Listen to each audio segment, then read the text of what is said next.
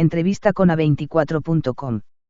La historia de la fábrica de embutidos del hijo de Lita de la Azzari. Se fundó hace 60 años y hoy la dirige Gustavo, de 54 años, que es economista e integró la lista de López Murphy. Tiene 28 empleados y está repuntando, pero no llega a niveles prepandemia. Lo mío es transpiración 100%. Quise jugar al fútbol, tocar la guitarra, pero me faltaba talento. En tercer año me di cuenta que iba a ser economista, dice Gustavo Lazzari, 54 años, empresario del rubro frigorífico, oriundo de Mataderos, donde tiene la fábrica que heredó de su padre. Hoy tenemos 28 empleados. No tomo más gente por la industria del juicio, agrega en diálogo con A24.com el hombre que, además, se lanzó a la política e intentó ser diputado debajo del ala de Ricardo López Murphy. Esa posibilidad quedará para otro momento. Quedé en el puesto 12 en la lista de unidad de Juntos por el Cambio y no voy a entrar. Igual el trabajo estuvo bien hecho, la idea era que ingrese López Murphy y eso va a suceder, reafirma el hijo de Lita de la Azzari, la más mediática de las amas de casa de la historia, fallecida en 2015. ¿Cómo se te dio por la política? Siempre me gustó. Lo viví en casa, cuando mi vieja ayudaba a comedores. Soy admirador del pensamiento de Alberdi. Imaginó un país que no existía y apenas había viajado. Fue un visionario. En el siglo XIX la Argentina creció a tasa china. Y único país no sajón en hacerlo. Somos un país animal.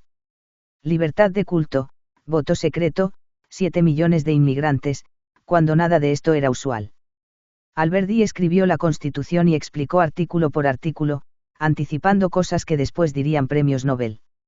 Otro crack fue Sarmiento, autodidacta en idiomas, traducía libros en francés, se enloquece con las escuelas porque él no pudo estudiar por ser pobre.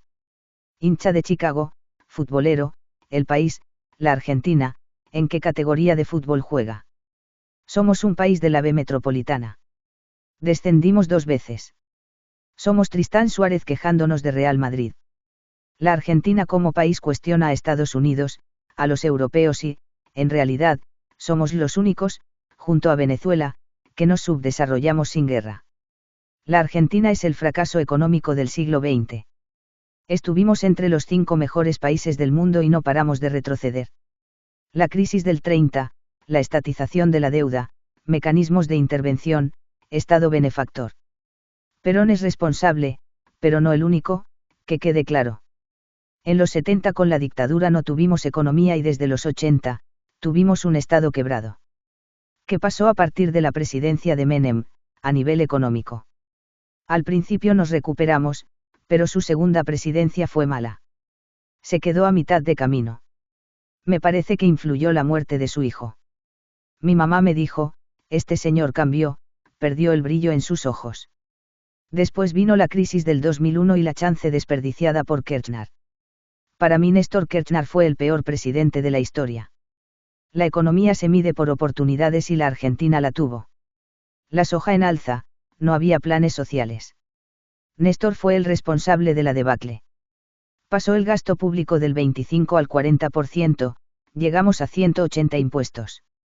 Macri tuvo otra oportunidad y también la desaprovechó. Hablemos de tu rol de empresario. ¿A qué se dedica tu fábrica? Fabricamos embutidos. Procesamos jamón crudo, cocido, paleta, lomo, bondiola. Nuestros principales clientes son distribuidores, restaurantes y familia. La fábrica la fundó mi papá hace 60 años, mi oficina hoy está en el que fuera el cuarto matrimonial de papá y mamá. Yo nací acá y después nos fuimos mudando por diferentes barrios. ¿Cómo afectó la pandemia tu negocio? Hoy tenemos 28 empleados y antes teníamos 30. Se jubilaron 2 personas y no las repusimos. El comienzo de la pandemia fue durísimo. Con restaurantes cerrados, sin reuniones sociales, nuestra venta bajó al 25%. A eso suma el costo COVID, empleados aislados, hisopados. Se paralizaron ajustes, bancos, se rompió la cadena de pagos. A mediados de abril del año pasado me vinieron todos los cheques rechazados y los servicios había que pagarlos.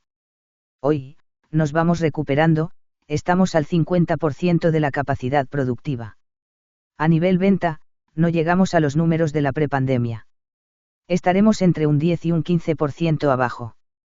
¿Cuál es la salida para crear puestos de trabajo en la Argentina? Hay salida. En el músculo privado hay 600.000 empresas en el país, de las cuales, apenas 1.000 tienen más de 1.000 empleados. En promedio las pymes tienen 8 empleados en blanco. Si dejas de apretarlas con impuestos y cada pyme toma 2 personas, tenés 1.200.000 personas y si creas 1 millón de empresas, con 2 empleos por cada una de ellas, tenés otras 2 millones de personas con nuevo empleo, que hacen un total de más de 3 millones de opciones de trabajo que los políticos no están viendo. Claro, para eso, tenés que bajar la carga tributaria, terminar con la carga regulatoria, los permisos. Montar un negocio nuevo, en blanco, hoy es imposible. Tenés que eliminar 170 de los 180 impuestos, si con el 10% sumas el 90% de lo recaudado. Hay que hacerla más fácil. El otro tema es terminar con la industria del juicio. Por ejemplo, yo podría tener vendedores en el interior, pero no lo hago porque es un problema ampliar la planta fija. Tenés que desregular. Si bajas impuestos recaudas más, no tengo dudas, porque los empresarios se animarían a tomar nuevos empleados.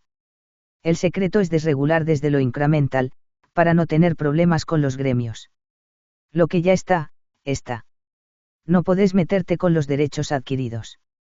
El nuevo empleado tiene que tener un costo del 15% para el empleador y no del 50 o 60% como cuesta hoy. ¿Cuál es el espejo mundial en el que podríamos mirarnos? Tenés que ayudar al emprendedor. Como hicieron en Estonia o Irlanda. Bajaron los impuestos y crecen a tasas impresionantes. No cobran impuestos a las nuevas empresas hasta que recuperen la inversión. Si la Argentina no cambia en los próximos 4 o 5 años, será un país invivible. Con este panorama, ¿dónde te imaginas dentro de 10 años? Al borde de los 65 años, me gustaría tener a mis hijos bien, desarrollados, la familia unida y, a nivel personal, salando buenos jamones, popularizando el jamón crudo, ojalá exportando y, si me permitís soñar, siendo presidente de Chicago y con el club en primera.